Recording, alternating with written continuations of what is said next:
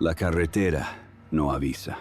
Eso es lo primero que te dicen cuando empiezas a conducir de noche. No la escuela de conductores, no el manual de seguridad vial, no tu instructor con su chaleco reflectante y su carpeta de apuntes. Te lo dice alguien que lleva 20 años detrás del volante, alguien con las manos curtidas y los ojos marcados por demasiadas noches sin dormir. Te lo dice en voz baja, casi para sí mismo, como si no quisiera que la carretera lo escuchara. La carretera no avisa. Y tienes que entender qué significa eso antes de continuar escuchando esto. No es una metáfora, no es un consejo de seguridad. Es una advertencia que viene de algo que la gente que conduce mucho de noche ha aprendido a fuerza de kilómetros y de silencios. La carretera no te da señales de lo que viene, no te prepara, no te dice, aquí va a pasar algo. Simplemente pasa. Y cuando pasa, ya es demasiado tarde para haber tomado otra decisión. Imagina que estás ahí ahora mismo. Es la 1:40 de la madrugada. El salpicadero emite ese brillo suave, casi naranja, que te resulta familiar después de tantas horas. El velocímetro marca 92 kilómetros por hora. La radio lleva media hora sintonizando estática entre emisoras. Ese ruido blanco que en pleno día es simplemente molesto, pero a esta hora tiene algo diferente. Algo que no terminas de definir. Como si entre los chasquidos y el zumbido hubiera algo intentando decirte algo. Una voz que no llega a formarse del todo. La Page. El silencio que queda después es peor. Fuera, la autovía se extiende en línea recta durante kilómetros. Las farolas se van espaciando. Hace unos 20 minutos que no ves otro vehículo en el carril contrario. Los faros del autobús iluminan el asfalto húmedo, y el asfalto devuelve ese reflejo negro, aceitoso, que tienen las carreteras cuando ha llovido hace poco. No llueve ahora, pero algo en el aire sigue oliendo a tormenta. Lleva 7 horas conduciendo.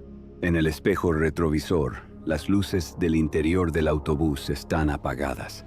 Los pasajeros duermen, o al menos eso crees. Hay 22 personas ahí detrás.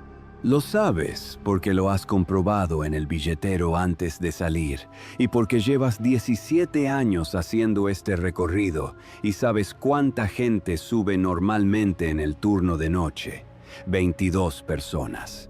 Adultos. En su mayoría, una pareja joven que se durmió casi al instante. Un hombre mayor con una bolsa de tela en el regazo. Una mujer que ha estado mirando por la ventana durante horas, aunque ya no haya nada que ver. No les miras mucho. Es una norma no escrita que los conductores de larga distancia aprenden pronto. No mires demasiado a los pasajeros. No porque sea peligroso, sino porque te empieza a pesar. Empiezas a preguntarte de dónde vienen, a dónde van, qué están dejando atrás. Empiezas a inventarles historias. Y cuando llevas horas solo con tus pensamientos y el ronroneo del motor, las historias que te inventas sobre la gente que va detrás de ti no suelen ser bonitas. La mente cansada va a los sitios oscuros. Siempre hay una curva en el kilómetro 347 de esta autovía que conoces de memoria. Una curva suave, casi imperceptible, que sin embargo tiene algo raro en la manera en que los faros la iluminan. Siempre parece que hay algo al borde de la curva, una figura, un bulto, algo que en el último momento resulta ser una señal de tráfico, o un árbol, o simplemente la sombra de nada proyectada por el ángulo de la luz. Siempre. Llevas 17 años pasando por esa curva y nunca ha habido nada, excepto una vez. Pero esa historia viene después, porque primero necesitas entender lo que le pasó a Marcos. Marcos Villanueva llevaba 11 años conduciendo autobuses nocturnos para la misma empresa. Línea 14. Madrid-Badajoz con parada en Mérida. 4 horas y 40 minutos de recorrido, dependiendo del tráfico, que a las 2 de la madrugada casi nunca existe. Era un hombre metódico, callado, de los que no hablan mucho en los descansos, pero que tampoco da problemas. Sus supervisores lo describían como fiable. Sus compañeros lo describían como solitario. Su exmujer lo describía de otras maneras, pero eso no viene al caso. Lo que viene al caso es lo que Marcos vio el 17 de noviembre. El 17 de noviembre de ese año, Marcos salió de Madrid a las 11:45 de la noche con 31 pasajeros a bordo, tiempo seco, temperatura de 9 grados, visibilidad perfecta, todo normal. Todo exactamente como siempre. Marcos conocía ese recorrido como conocía su propia cocina. Cada peaje, cada área de servicio, cada tramo donde el asfalto estaba más desgastado y el autobús vibraba diferente. 11 años de la misma ruta te meten el camino en el cuerpo. Ya no conduces con los ojos, conduces con algo más profundo. A las 12:50, en el kilómetro 268, Marcos vio algo en el arcén. Una figura. Estaba de pie, quieta, mirando hacia la autovía. No hacía señas para pedir que pararan. No se movía. Simplemente estaba ahí, en el límite entre el asfalto y la oscuridad, con los brazos a los lados del cuerpo y la cabeza ligeramente inclinada. Marcos la vio durante tal vez 2 segundos, que es todo el tiempo que tienes cuando vas a 90 kilómetros por hora. 2 segundos, pero fueron suficientes para que algo en su interior se removiera. La figura era demasiado quieta. Las personas que están al borde de las autovías de noche y Marcos había visto unas cuantas, aunque no muchas siempre tienen un lenguaje corporal diferente. Están nerviosas, o asustadas, o hacen algo. Buscan el teléfono, miran hacia los coches, dan pasos pequeños, tienen el cuerpo activo aunque estén paradas. Esta figura no. Esta figura tenía la quietud de algo inanimado, como una señal de tráfico, como un árbol. Pero era una persona. Marcos siguió conduciendo. No tenía motivo para parar. No estaba en una parada autorizada, no era un punto de emergencia, y pararse en el arcén de una autovía a medianoche, con 31 pasajeros a bordo, no era algo que ningún protocolo de la empresa le permitiera hacer. Así que siguió, pero durante los siguientes 15 kilómetros, no pensó en otra cosa. Esa quietud, esa inclinación de cabeza. Llegó a Mérida a las 2:15. Dejó bajar a 16 pasajeros, recogió combustible, se tomó un café que sabía a cartón quemado en el bar de la estación. El chico del mostrador le preguntó si estaba bien, y Marcos dijo que sí, que solo cansado. El chico del mostrador asintió de esa manera que tiene la gente cuando no te creen pero no quieren insistir. Salió hacia Badajoz a las 2:40. Quedaban 15 pasajeros. La autovía ex-A1 es más estrecha que la anterior, más solitaria, y en los tramos entre Mérida y Badajoz hay zonas donde puedes conducir 20 minutos sin ver ni una luz que no sea la tuya propia. Marcos lo sabía. Le gustaba ese tramo, en realidad.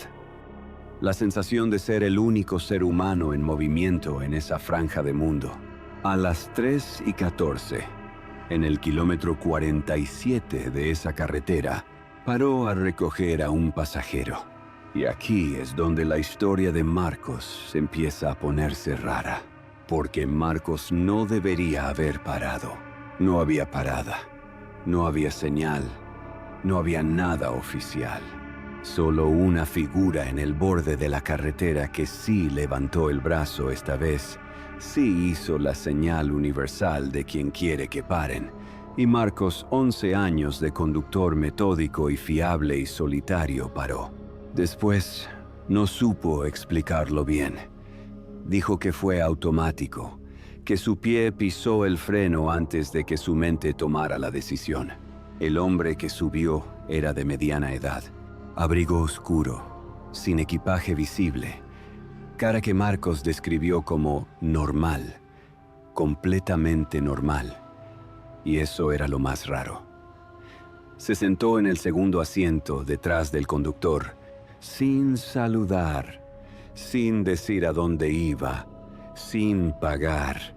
Marcos quiso decirle algo sobre el billete, pero el hombre ya estaba mirando por la ventana, con esa expresión de la gente que no está disponible para conversaciones. Los 15 pasajeros que ya llevaba no dijeron nada. Nadie preguntó quién era ese hombre. Nadie lo miró. Nadie pareció notarlo, lo cual, en un autobús de medianoche con poca gente y mucho silencio, es algo que no cuadra demasiado. Marcos siguió conduciendo. A los 12 minutos, miró por el retrovisor. El segundo asiento estaba vacío. Marcos frenó con suavidad. Miró de nuevo, contó los pasajeros. 15. Los mismos 15 que llevaba antes de la parada no autorizada. Echó el freno de mano, se levantó, recorrió el pasillo. Nadie dormía en el segundo asiento. No había abrigo oscuro colgado en el respaldo. No había ningún rastro de que alguien hubiera estado ahí. Volvió adelante. Siguió conduciendo. No lo contó en la empresa. No lo contó a sus compañeros. Lo guardó durante semanas, como se guarda algo que no tienes vocabulario para describir. Hasta que un mes después, tomando café en la cantina de la terminal, escuchó a otro conductor, un tipo llamado Reyes, que llevaba aún más años que él en la empresa, contar algo parecido, casi idéntico.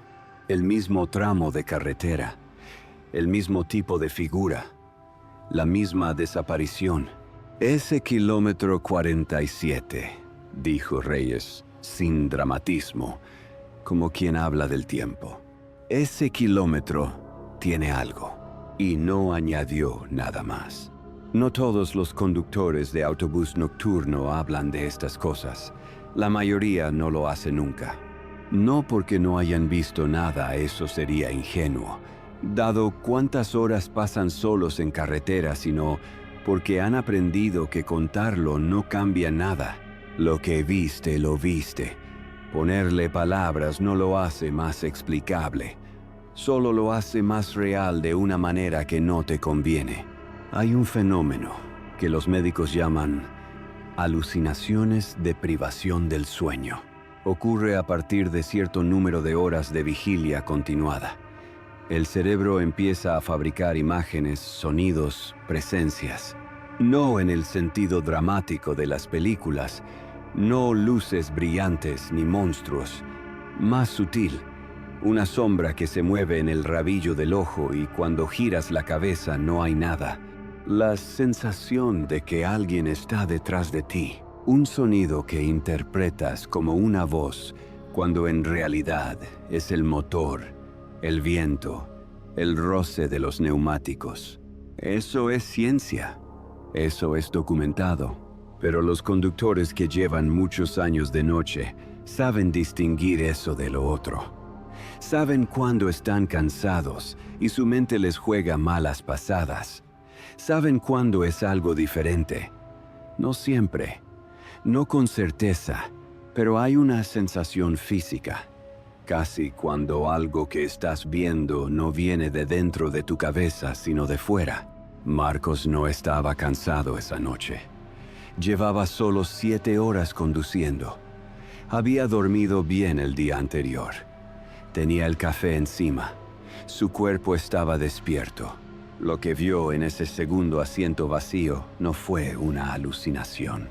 O al menos eso es lo que él creía. Pero hay una tercera posibilidad que nadie suele contemplar. Y es que ambas cosas sean ciertas al mismo tiempo. Que estuvieras en un estado perfectamente normal, despierto y funcional, y aún así algo pasara que no tiene explicación dentro de los parámetros de lo que consideramos real. Que el mundo, a veces, en ciertos lugares, a ciertas horas, tenga grietas. Pequeñas grietas por las que se cuela algo. No lo llames sobrenatural. Llámalo anomalía. Llámalo error del sistema. Llámalo como quieras. Pero no lo descartes. Porque la gente que lo descarta suele ser la misma que nunca ha pasado una noche entera sola en una carretera vacía. Hay cosas que la oscuridad amplifica. Hay cosas que solo existen de noche. Y hay carreteras que tienen memoria. El kilómetro 347 de la autovía A5. Ya te mencioné antes esa curva.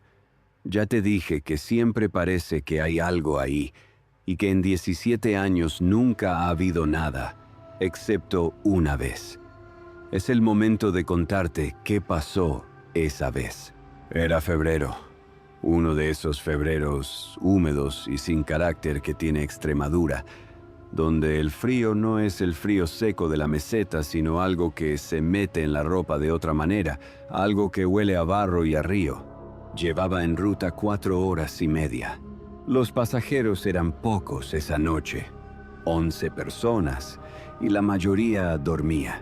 Me había tomado el café en Trujillo, en el área de servicio de siempre, el de la luz de neón que parpadea cada vez que hay viento, que es siempre.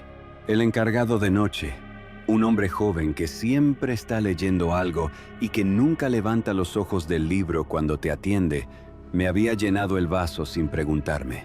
Ya me conocía. Todo el mundo en ese tramo de carretera me conocía a mí o a mi autobús, que viene a ser lo mismo después de tantos años. Salí del área de servicio a las 2:10. La carretera estaba vacía. Llegué al kilómetro 347 a las 2:15, más o menos. La curva suave que en teoría no debería llamar la atención de nadie, pero que a mí, desde el primer día que la conduje, me generó algo. No miedo. Más bien la sensación de que algo importante había ocurrido ahí una vez. O iba a ocurrir. Esa noche, en el kilómetro 347, había un autobús. No en movimiento. Parado. En el arcén, con las luces de emergencia parpadeando. Un autobús de línea, del mismo tipo que el mío, de otra empresa. Las luces del habitáculo encendidas y la puerta delantera abierta. Deceleré. Actué como dicta el protocolo. Radio a la empresa, aviso a emergencias, detención segura. Eché el freno, puse mis propias luces de emergencia, bajé. El otro autobús estaba vacío. Completamente vacío. No había conductor en el asiento delantero. No había pasajeros. Las luces del interior lo iluminaban todo con esa claridad fría de los fluorescentes. Y los asientos estaban vacíos. Absolutamente todos. Incluso los de la primera fila donde siempre se sienta alguien. En el suelo del pasillo había una bolsa de tela, abierta, con ropa dentro. Una chaqueta, un par de zapatos. Algo que podría haber sido un libro o una cartera. En el asiento del conductor había una taza de café. La toqué, todavía caliente. Llamé a emergencias. Llegaron en 22 minutos. En esos 22 minutos estuve solo en la carretera, con 2 autobuses y la oscuridad, y mis 11 pasajeros mirándome por las ventanillas, con esa expresión particular de las personas que han sido arrancadas del sueño y no entienden bien lo que está pasando. La policía y los servicios de emergencia registraron el área durante horas. El autobús pertenecía a una empresa de transporte de Sevilla. Había salido de Madrid esa misma noche con destino a Cáceres. El conductor era un hombre de 43 años. Los pasajeros eran 16. No encontraron a nadie. No al conductor. No a los 16 pasajeros. No había señales de accidente. No había rastros en el arcén. No había nada que explicara por qué 17 personas habían abandonado ese autobús en medio de la nada a las 2 de la madrugada, dejando el motor encendido y el café caliente. La investigación duró meses. No llegó a ninguna conclusión que valiera la pena. La versión oficial, si es que existe una versión oficial, habla de protocolo de emergencia no documentado y posible traslado a vehículo alternativo no registrado. Palabras que en realidad no significan nada. Palabras que son la manera que tiene la burocracia de decir, no tenemos idea de lo que pasó aquí. Yo sí tengo una idea, pero no es una idea que se pueda verificar. Y no es una idea que me guste mucho, porque lo que sé es esto. Esa curva en el kilómetro 347 siempre me había parecido un lugar donde algo importante había ocurrido o iba a ocurrir. Y esa noche ocurrió. Y lo que ocurrió fue que 17 personas desaparecieron. Y nadie habla de eso. Si buscas en los periódicos de esa época, en los archivos de noticias locales, no encuentras nada. Alguna nota breve sobre una incidencia en carretera, alguna mención a una investigación policial en curso, nada más. 17 personas, evaporadas. Y el silencio que cubre eso es un silencio que tiene peso, tiene forma. Es el tipo de silencio que alguien ha construido con cuidado. Eso me asusta más que la desaparición en sí. Hay un nombre entre los conductores de larga distancia para los pasajeros que no están del todo bien. No es un nombre amable. Es una palabra que se usa en susurros, en los bares de las terminales a las 4 de la mañana, entre hombres y mujeres que se conocen de años de cruzarse en los mismos recorridos. La palabra es fantasmas. No en el sentido literal, claro, o al menos eso es lo que dicen. Los fantasmas son los pasajeros que suben y que tienen algo diferente. No diferente de una manera que puedas señalar y describir. Diferente de una manera que solo se percibe con ese sexto sentido que desarrollas cuando pasas miles de horas en espacios cerrados con desconocidos. Algo en la manera de moverse. Algo en la manera de no moverse. Algo en la temperatura del aire alrededor de ellos, que suele ser unos grados más baja de lo que debería. Los conductores con experiencia los reconocen. Y los conductores con mucha experiencia saben lo que hay que hacer cuando uno sube. Nada. Absolutamente nada. No interactuar más de lo necesario. No preguntarles a dónde van si no lo dicen ellos primero. No mirarlos demasiado por el retrovisor. Llevarlos hasta donde quieran ir o hasta que bajen. Lo que ocurra primero. No siempre bajan donde dicen. Elena Romero lleva 14 años conduciendo autobuses interurbanos en el norte de España, Galicia, Asturias, parte de Cantabria, carreteras de montaña, niebla, lluvia que no para nunca. Dice que ha tenido 4 fantasmas en todos esos años. 4 que reconoció con certeza. Probablemente más que no reconoció. El tercero fue en una noche de octubre, en la carretera que sube desde la costa hacia el interior de Asturias por la N634. Era una mujer, joven, 30 y pocos años tal vez, con un abrigo que Elena describió como de otra época. No sé bien de qué época, pero no de ahora. Subió en un pueblo pequeño, uno de esos pueblos que en las rutas nocturnas son solo una luz y un nombre en un cartel, y se sentó en el centro del autobús. No llevaba bolso, no llevaba teléfono visible, no llevaba nada. Elena la miró una vez por el retrovisor y apartó la vista inmediatamente.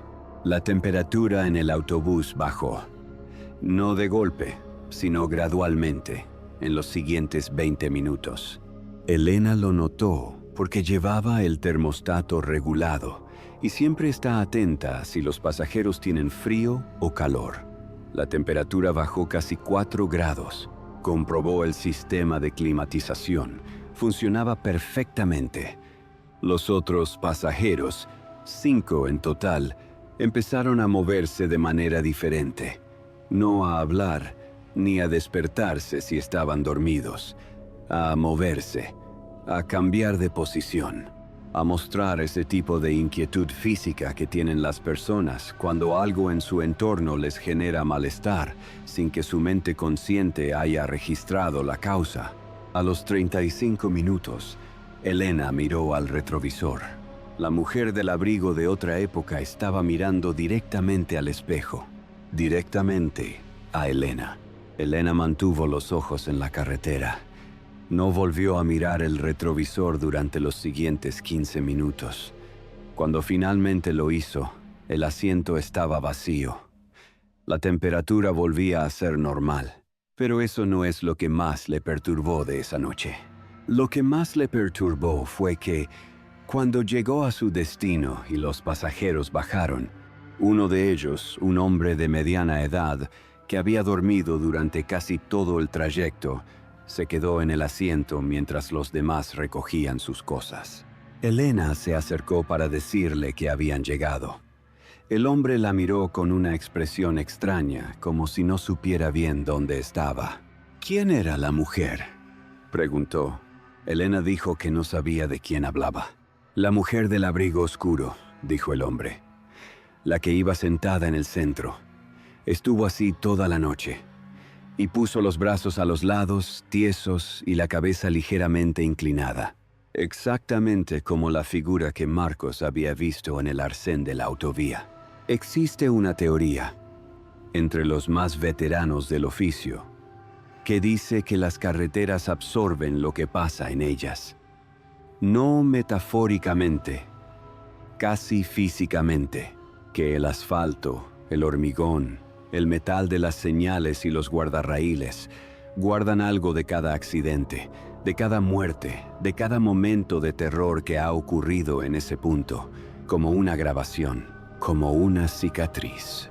Y que en ciertas condiciones de luz, de temperatura, de hora, esas grabaciones se reproducen. Lo que ves en el arcén no es un fantasma en el sentido religioso o sobrenatural de la palabra. Es una repetición, un eco. La carretera devolviendo un fragmento de algo que ocurrió ahí. No puedes interactuar con eso. No puedes ayudarlo. No puedes preguntarle nada y obtener una respuesta que tenga sentido. Es como un video en loop. Siempre igual. Siempre en el mismo sitio. Siempre a la misma hora, si eres lo suficientemente consecuente como para llevar la cuenta. Hay conductores que lo son. Hay un hombre, no voy a decir su nombre real, que lleva casi 30 años conduciendo rutas nocturnas de larga distancia y que tiene una libreta donde anota cada anomalía que observa. Kilómetro, hora, descripción. Sin dramatismo, sin interpretaciones. Solo datos, como un meteorólogo de lo extraño. Cuando empecé a hablar con él a través de un contacto, porque este tipo de gente no se anuncia en ningún sitio, me mostró la libreta. 117 entradas en 28 años. 117 veces que algo no cuadraba. 117 momentos que guardó sin contárselos a nadie. Me señaló varios patrones. El más consistente. Los kilómetros entre el 300 y el 400 de cualquier autovía española de primera generación tienen una concentración de anomalías significativamente mayor que el resto del recorrido. No tiene explicación estadística. No hay más accidentes documentados en esos tramos que en otros. No hay nada que justifique por qué esa franja de kilómetros genera más entradas en su libreta, pero lo hace. El segundo patrón, las noches de luna nueva. No luna llena, como cabría esperar si uno es aficionado a las historias de terror convencionales. Luna nueva, la oscuridad máxima. Esas noches, la frecuencia de lo que él llama presencias en Arsène se duplica. El tercer patrón, y este es el que me hizo dormir mal durante una semana. Hay ciertos modelos de autobús que tienen más entradas que otros. No por kilometraje, no por antigüedad, no por la ruta que hacen, por el modelo en sí, como si ciertos vehículos fueran más permeables que otros, como si la forma del espacio interior, la disposición de los asientos, el material de los paneles, creara un ambiente diferente. Hay autobuses que atraen, dijo este hombre, sin énfasis, sin efectismo, como si estuviera hablando de un defecto de fábrica. ¿Qué atraen?, pregunté. No contestó de inmediato. Cerró la libreta. Miró por la ventana del bar donde hablábamos, que daba a una calle gris de una ciudad que no importa. Lo que quiera que sea, dijo finalmente. Lo que sea que está ahí fuera de noche. Ahora escucha esto, porque lo que viene a continuación no es una historia de un conductor. Es la historia de un pasajero. Es diferente porque los pasajeros no tienen el control. Los conductores, por muy asustados que estén, tienen el volante. Tienen la capacidad de acelerar, de frenar, de parar, de salir del vehículo si es necesario. Los pasajeros son otra cosa. Los pasajeros están en el interior de una máquina que se mueve a 90 kilómetros por hora en la oscuridad y que depende completamente de una persona a quien no conocen y no pueden ver bien.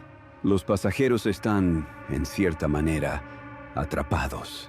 Pablo Sáenz tenía 27 años cuando tomó el autobús nocturno de Salamanca a Sevilla. Es un recorrido largo, 4 horas y media aproximadamente, y Pablo lo había hecho varias veces para visitar a su familia. Siempre de noche porque era más barato y porque le resultaba indiferente. Se dormía casi al instante y se despertaba en destino. Esa noche no pudo dormirse. No por nervios, ni por incomodidad. Simplemente su mente estaba activa, de ese modo que tienen las mentes a veces, despierta sin razón aparente, sin querer calmarse. Se puso los auriculares, escuchó música, miró por la ventana el paisaje negro. Era noviembre. Hacía frío fuera. Dentro del autobús había ese calor artificial y seco que siempre hay. Alrededor de la 1 de la madrugada, cuando llevaban poco más de hora y media de viaje, Pablo se dio cuenta de que el autobús había reducido la velocidad. No mucho, solo un poco, pero lo suficiente para que lo notara. Miró hacia adelante. El conductor, visible desde donde estaba sentado, parecía igual que siempre, con la postura de quien ha pasado horas en ese asiento y ya no piensa en ello. El autobús seguía en la autovía. No había señal de salida, no había área de descanso, solo la reducción de velocidad. Pablo se quitó los auriculares y escuchó algo. Al principio creyó que era el motor, una variación en el sonido del motor que en un vehículo grande puede sonar a muchas cosas. Pero no era el motor, era más intermitente, más irregular. Venía de detrás de él. Se giró. En el asiento de atrás, que hasta ese momento había estado vacío, había una niña. Tendría 10 u 11 años. Pelo oscuro, largo, cara redonda y pálida. Llevaba un vestido de color indefinido, de esos que en la luz tenue del autobús se ven grises, pero podrían ser de cualquier color. Estaba sentada muy recta, con las manos en el regazo, mirando hacia adelante. Pablo miró a su alrededor. Los demás pasajeros dormían o miraban sus teléfonos. Nadie parecía haber notado a la niña. ¿Estás bien?, le preguntó Pablo, en voz baja para no molestar a los demás. La niña no respondió de inmediato. Siguió mirando hacia adelante durante un momento. Luego giró la cabeza hacia Pablo con una lentitud que a él le resultó antinatural, como si sus músculos funcionaran a velocidad diferente. «Me he perdido», dijo. Pablo le preguntó cómo se llamaba, si iba con alguien, dónde tenía que bajar. La niña no respondió a ninguna de las preguntas directamente. En cambio, dijo algo que Pablo tardó varios minutos en entender del todo. «Hace mucho tiempo que estoy en este autobús», dijo. Pablo pensó que quizás llevaba en el autobús desde el punto de origen, que quizás había subido sin que él la viera, que quizás estaba confundida o asustada. Se levantó para ir a hablar con el conductor. Caminó por el pasillo hasta el asiento delantero, inclinó hacia el conductor y le dijo que había una niña sola atrás, que no sabía dónde tenía que bajar. El conductor frenó suavemente, miró por el retrovisor, recorrió con los ojos el autobús de adelante hacia atrás. «No hay ninguna niña», dijo. Pablo volvió a mirar. El asiento detrás del suyo estaba vacío. Se quedó de pie en el pasillo durante un momento absurdo, mirando un asiento vacío, con el conductor mirándole a él con esa expresión de cansancio, mezclado con ligera alarma que tienen las personas cuando otro adulto empieza a comportarse de manera impredecible. «He debido quedarme dormido», dijo Pablo, aunque sabía que no era verdad. Volvió a su asiento, se puso los auriculares. Llegó a Sevilla a las 6:20 de la madrugada. Su familia estaba en el andén. Lo primero que le dijo su madre fue que tenía mala cara. Pablo nunca contó lo de la niña. Lo pensó muchas veces. Lo escribió en una nota en su teléfono, borró la nota, la volvió a escribir. Durante meses tuvo lo que él describe como la sensación de que no estaba solo en ningún sitio. No exactamente miedo, más bien la conciencia constante de que el espacio que ocupas podría no ser completamente tuyo. Encontré a Pablo en un foro de internet donde la gente cuenta experiencias raras en carretera. Su relato era escueto, sin adornos, sin búsqueda de atención. Solo los hechos, solo lo que vio y lo que dijo la niña. Hace mucho tiempo que estoy en este autobús. Esa frase es la que hace que esta historia no me abandone. Hay un lugar en la provincia de Albacete, no voy a decir exactamente dónde porque la gente que vive cerca tiene suficiente con lo suyo, donde una carretera secundaria cruza una autovía por encima. Es un paso elevado como hay miles en España, hormigón gris y barandillas oxidadas y un cartel que avisa de un cruce en 200 metros. No hay nada especial en él a primera vista, pero los conductores que pasan por debajo de ese paso elevado entre las 3 y las 4 de la madrugada informan consistentemente de lo mismo, la sensación de que alguien está mirando desde arriba. No ven a nadie, no hay nadie. Se comprueban las imágenes de las cámaras de tráfico y no hay nadie en el paso elevado a esas horas. Pero la sensación es tan consistente, tan compartida por conductores que no se conocen entre sí, que la persona que me habló de este lugar la llama el mirador, como si algo hubiera elegido ese punto específico para observar, no para interactuar, no para interferir, solo para mirar, solo para ver quién pasa. Una de las conductoras que conozco, una mujer llamada Carmen que ha estado haciendo servicios de larga distancia durante 21 años, me dijo que cuando pasa por debajo del mirador, a las horas en cuestión siempre tiene el mismo impulso: frenar, salir del autobús, subir las escaleras del paso elevado, ver qué hay ahí. Nunca lo hago, dijo, nunca lo haré. Le pregunté, ¿Por qué?